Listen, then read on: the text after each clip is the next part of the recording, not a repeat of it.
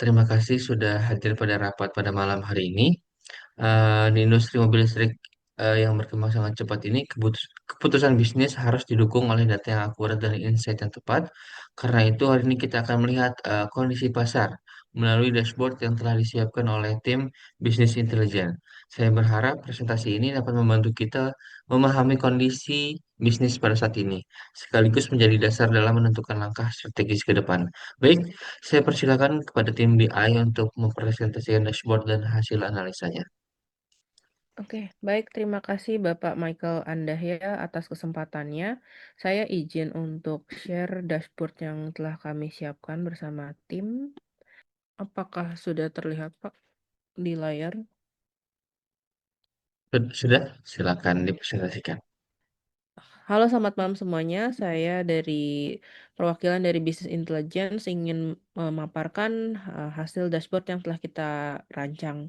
Jadi, dashboard ini basically kita tentang bagaimana electric vehicle ini diadopt di seluruh Amerika, terutama di daerah Washington DC gitu. Mungkin saya akan jelaskan dashboard ini sendiri. Jadi memang di sini bisa kita lihat ini akan menghitung total vehicle yang teradopt di seluruh Amerika, terutama di Washington DC secara real time. Kemudian ini kita dari si total vehicle ini kita bisa breakdown menjadi dua, yaitu BEV dan PHEV. Which is BEV itu yang full battery, yang PHEV ini yang hybrid, bisa listrik bisa bensin juga gitu. Kemudian ini adalah apakah memang si EV ini eligible sebagai kendaraan yang ramah lingkungan atau tidak. Ini kita akan bisa ditunjukkan datanya, angka dan percentage dari totalnya. Ini adalah average dari jarak tempuh EV yang ada di pasaran untuk saat ini. Kemudian ini kita juga ada menunjukkan area mana sih yang paling banyak mengadopsi EV itu sendiri gitu. Berapa yang eligible, berapa yang unknown, atau berapa yang sebenarnya emang not eligible sebagai kendaraan yang ramah lingkungan. Kemudian di sini kita bisa ngeliat top 10 dari brand EV yang ada di Amerika. Jadi kita bisa mantau nih mana-mana aja yang jadi uh, kompetitor kita gitu. Jadi di sini kemudian ini ada dari yang tadi average jarak tempuh EV masing-masing itu kita bisa lihat sebenarnya apa eh, dikelompokkan dari masing-masing jarak tempuh. Jadi ada yang kurang dari 50 meter, 50 miles, terus ada juga sampai lebih dari 300 miles per sekali charge gitu. Jadi kita bisa tahu sebenarnya untuk saat ini tuh mobil-mobil listrik ini mereka bisa jarak tempuhnya berapa dalam sekali charge seperti itu. Kemudian ini kita juga bisa lihat timeline dari tahun ke tahun pengadopsian EV seperti itu dashboard yang saya buat. Mungkin ada pertanyaan dari Bapak Mikael. Terima kasih presentasinya sangat menarik ya, Bu Laras. Sangat dashboardnya sangat bagus, sangat eye-catching juga. Saya lanjut saja ke pertanyaan pertama ya. Oke, menurut tim BI ini, bagaimana perkembangan adopsi kendaraan listrik di Amerika berdasarkan dashboard ini, Bu?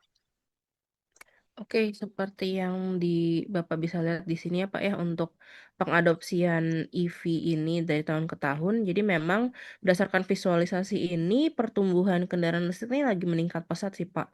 Terutama ini puncaknya peaknya tuh di tahun 2023, which is sebenarnya memang masih ada potensial nih Pak untuk tahun-tahun berikutnya eh, untuk pengadopsian si EV ini tersebut. Oke, menurut tim BI ini, apakah pertumbuhan ini masih akan terus berlanjut ke dalam beberapa tahun ke depan? Oke, ya Pak, kayak untuk beberapa tahun ke depan ini memang karena permintaan kendaraan ramah lingkungan ini masih terus meningkat, Pak. Dan alhamdulillah pemerintah Amerika juga masih aktif ngasih mendukung transisi energi bersih ini. Tapi mungkin akan ada kemungkinan persaingan yang lumayan berat ya antar brand, terutama dengan brand Tesla gitu, Pak. Oke, oke. Saya melihat di sini ada BEV ini mendominasi pasar EV. Apa yang membuat konsumen ini memilih BEV dibanding PHEV? Oke, jadi dari dashboard ini kan memang menunjukkan bahwa sekitar 80% dari kendaraan listrik yang ada di Amerika ini memang kendaraan jenis BEV. Nah, ini itu nunjukin konsumen udah mulai lebih percaya terhadap kendaraan yang full elektrik dibanding hybrid. Karena kan memang kalau yang hybrid itu masih half-half ya Pak. Dia masih pakai baterai tapi juga masih pakai bensin, which is itu kan yang lumayan energi yang tidak terbarukan. Jadi memang orang lebih senang sekarang pakai yang BEV yang full battery, which is itu kan yang energinya terbarukan seperti itu sih Pak. Oke, berarti apakah kondisi ini menunjukkan kalau perusahaan kita ini sebaiknya lebih fokus mengembangkan BEV? Iya, menurut data yang ada, saya bisa bilang iya, karena memang tren pasar ini nunjukin konsumen tuh semakin beralih ke kendaraan yang full electric, which is BEV. Sehingga kalau bisa perusahaan kita lebih fokus kepada pengembangan BEV dibandingin PHEV. Jadi kita bisa mendapat peluang market yang lebih besar ke depannya, Pak. Oke, baik. Jadi, bisa dicatat ya bagian yang lain. Oke, lanjut. Di sini saya lihat di top 10 car brand ini Tesla ini terlihat sangat mendominasi pasar ya. Cukup jauh dibandingkan kompetitor lainnya. Apa insight utama yang bisa kita pelajari dari Tesla ini?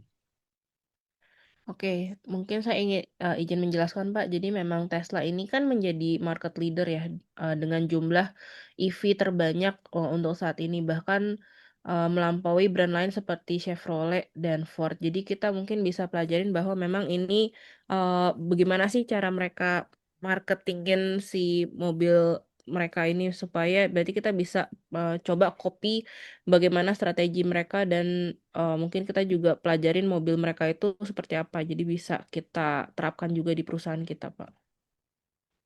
Oke,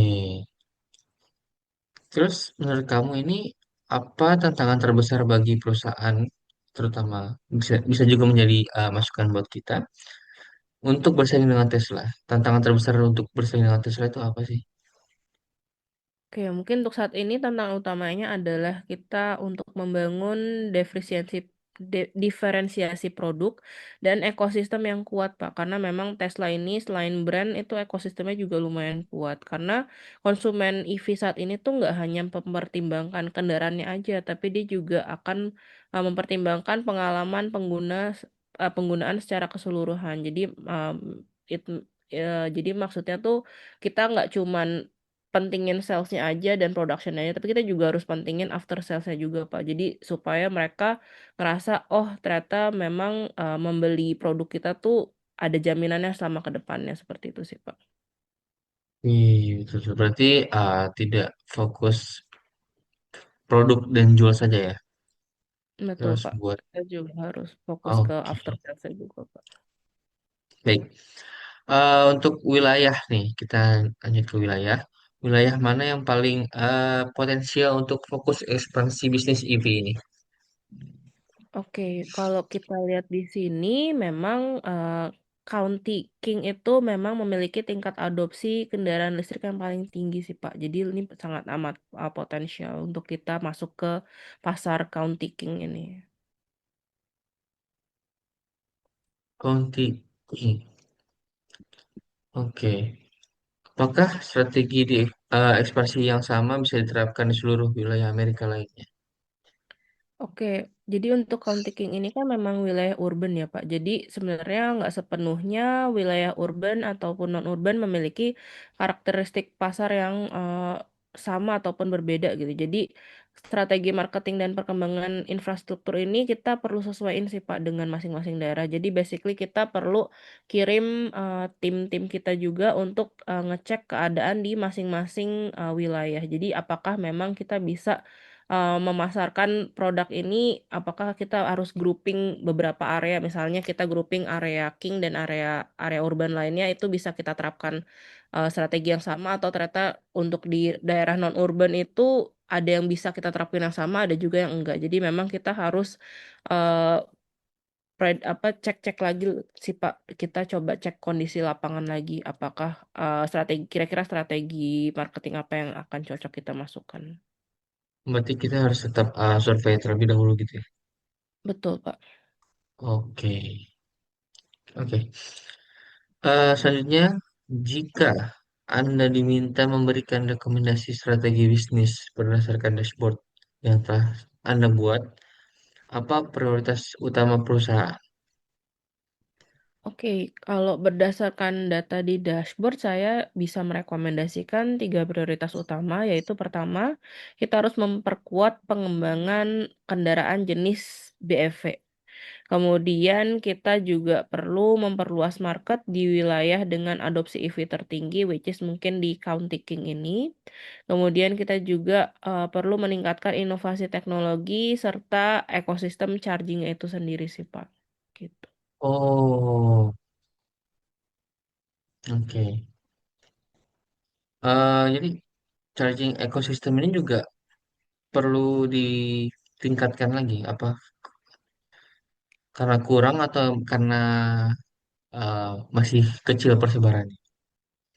Oke, jadi memang sebenarnya basically si charging ekosistem ini berhubungan sama after sales kita. Jadi memang kan mereka kan kalau misalnya beli itu, mereka pasti akan mikirkan, ini saya mau charge di mana gitu. Kalau misalnya kita tidak melakukan persebaran charging station secara luas dan masif, itu juga takutnya mereka jadi kayak takut beli kayak, oh nanti kalau saya beli, nanti ternyata kalau saya nggak bisa ngecas di area tertentu bagaimana. Jadi memang kita harus jalanin untuk si charging ekosistem itu sih Pak. Gitu sih. Oke, berarti dari tiga strategi tadi itu, mana menurut Anda yang paling mendesak untuk dilakukan terlebih dahulu?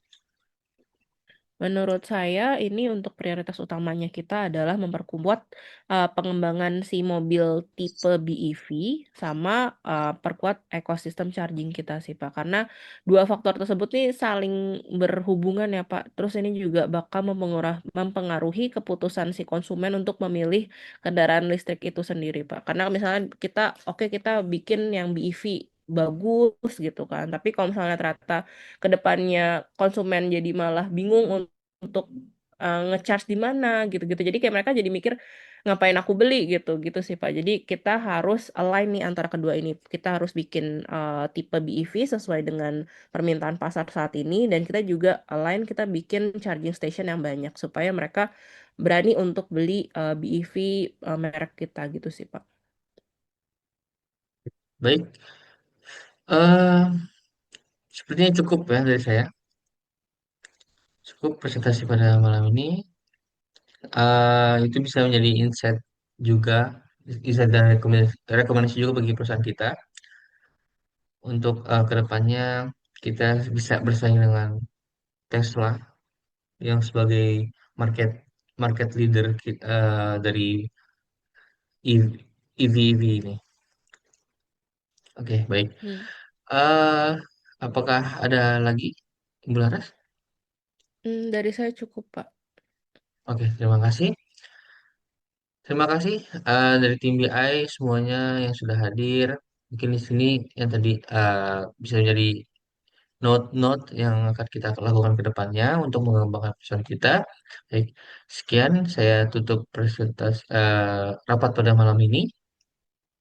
Terima kasih semuanya. Selamat malam. Selamat malam Pak. Terima kasih.